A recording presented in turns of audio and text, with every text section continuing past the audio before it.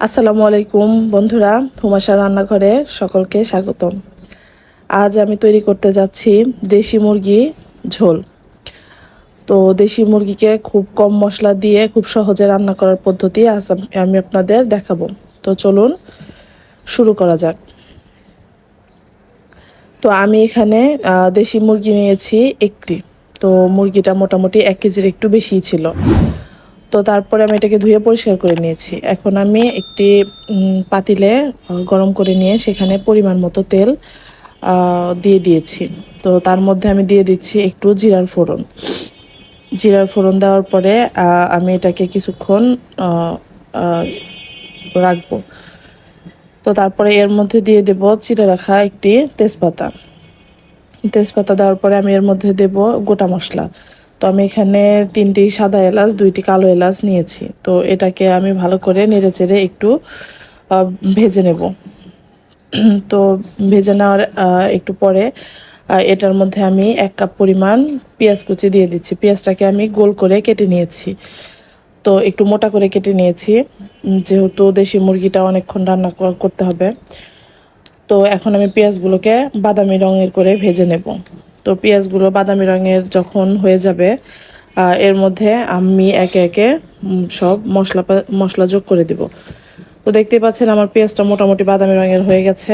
এখন আমি এর মধ্যে দিয়ে দিব 3 টেবিল চামচ আদা রসুন বাটা। আদা রসুন বাটাটা দিয়ে আমি এটাকে ভালোভাবে নেড়ে চেড়ে নেব, আদা রসুনের কাঁচা গন্ধটা চলে যাওয়ার জন্য। তো আমি এটাকে কিছুক্ষণ তেলের সাথে ভেজে নিচ্ছি। তো এই পর্যায়ে আমি চুলার আঁচটা একটু কমিয়ে এর মধ্যে দিয়ে দিচ্ছি স্বাদ মতো লবণ। তারপরে দিয়ে দিচ্ছি এখানে 1/2 চা চামচ হলুদের গুঁড়া। তারপরে দিব 1 চা চামচ পরিমাণ মরিচের গুঁড়া। এবার দিয়ে দিচ্ছি 1 চা চামচ ধনিয়া গুঁড়া। তারপরে দিয়ে দিব 1/2 চা চামচের একটু বেশি জিরার গুঁড়া। তো আমি এখন এই সবগুলোকে ভালোভাবে মিশিয়ে নেব। তো দেখতেই পাচ্ছেন এখন আমি এর মধ্যে অল্প একটু পানি অ্যাড করে দিব মশলাটা ভালো করে কষানোর জন্য। তো এখন আমি বেশ কিছুক্ষণ এটাকে নেড়ে চেড়ে কষিয়ে নেব। তো দেখতেই পাচ্ছেন আমার মশলাটা কিন্তু মোটামুটি কষানো শেষ, ওপরে তেল উঠে এসেছে। তো এই পর্যায়ে আমি আর একটু নাড়াচাড়া করে আর কিছুক্ষণ অপেক্ষা করব। তারপর আমি এর মধ্যে মাংসগুলোকে অ্যাড করে দেব।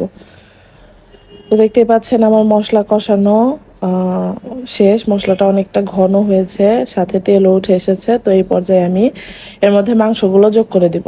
তো আমি মাংসগুলো একে একে পুরাটা মাংস এর মধ্যে দিয়ে দিচ্ছি। তো মাংস দিয়ে দেওয়ার পরে আমি এটাকে ভালোভাবে মিশিয়ে নেব। চুলার আঁচ এখনো মিডিয়ামই আছে। চুলার আঁচ এখনই জোরে দেওয়ার কোনো দরকার নেই, তাহলে মশলাগুলো পুড়ে যাবে। তো আমি এটাকে ভালোভাবে নাড়াচাড়া করে মশলার সাথে মাংসটাকে ভালোভাবে মিশিয়ে নিয়েছি। এখন আমি এটাকে ঢাকা দিয়ে দিব 5 থেকে 7 মিনিটের জন্য। তো আমি এটাকে 5 থেকে 7 মিনিটের জন্য ঢাকা দিয়ে দিলাম। তো 5 মিনিট পরে ঢাকা তুলে আমি এর মধ্যে অল্প একটু পানি অ্যাড করলাম, যাতে মশলাটা লেগে না যায়। তো পানি অ্যাড করে ভালো করে নাড়াচাড়া করে আবার এটাকে ঢেকে দিলাম। তো আবার 5-7 মিনিট পরে ঢাকনাটা তুলে দেখতে পাচ্ছেন মুরগি থেকে অনেকটা পানি ছেড়ে দিয়েছে। তো আবার এটাকে আমি ঢাকা দিয়ে দিলাম। তো এইভাবে পর্যায়ক্রমে বেশ কয়েকবার ঢাকা দিয়ে আবার তুলে মাংসটাকে ভালোভাবে নাড়াচাড়া করে কষাতে হবে। তো দেখতেই পাচ্ছেন পানিটা কিন্তু অনেকটা শুকিয়ে গেছে, আর মাংসটাও মোটামুটি সিদ্ধ হয়েছে, তবে পুরোটা না। দেশি মুরগি সিদ্ধ হতে অনেকটাই সময় লাগে। তো আমি এখানে কষানোটা শেষ। তো এই পর্যায়ে আমি এর মধ্যে 2 কাপ পরিমাণ গরম পানি অ্যাড করে দেব। তো যেহেতু আমি এটার একটু ঝোল রাখবো, সেহেতু আমি পানিটা একটু বেশি অ্যাড করলাম। তো 2 কাপ পরিমাণ গরম পানি অ্যাড করে আমি এটাকে এখন একদম হাই হিটে রান্না করব। তো হাই হিটে এটাকে 10 থেকে 15 মিনিট রান্না করতে হবে। তো 10 মিনিটের জন্য আমি এটাকে আবার ঢাকা দিয়ে দিলাম। তো 10 মিনিট পর চলে এসেছি। তো 10 মিনিট পর ঢাকাটা তুলে দেখতে পাচ্ছেন মাংসটা পানিটা অনেকটাই শুকিয়ে এসেছে। তো এটাকে আমি এখন ভালোভাবে নাড়াচাড়া করব। তো দেখতে পাচ্ছেন পানি এখনো অনেকটাই আছে, এখনো অনেকটাই শুকাইতে হবে। তো আমি এখানে 2-3টা চেরা কাঁচামরিচ দিয়ে দিলাম। তো আমি ঝালটা কম খাই তাই কম দিলাম। এখানে আমি 1/2 চা চামচ গরম মশলার গুঁড়া অ্যাড করে দিলাম। তো তারপরে আমি এখানে ভালোভাবে এটাকে নেড়ে চেড়ে আবার ঢাকা দিয়ে দিলাম। তো এইভাবে আমি আরও 5 মিনিট রান্না করেছি। তো দেখতেই পাচ্ছেন আমার মাংসটা কিন্তু প্রায় রেডি, ঝোলটাও অনেকটা শুকিয়ে গেছে। তো আমি এখন এটাকে নামিয়ে নিচ্ছি।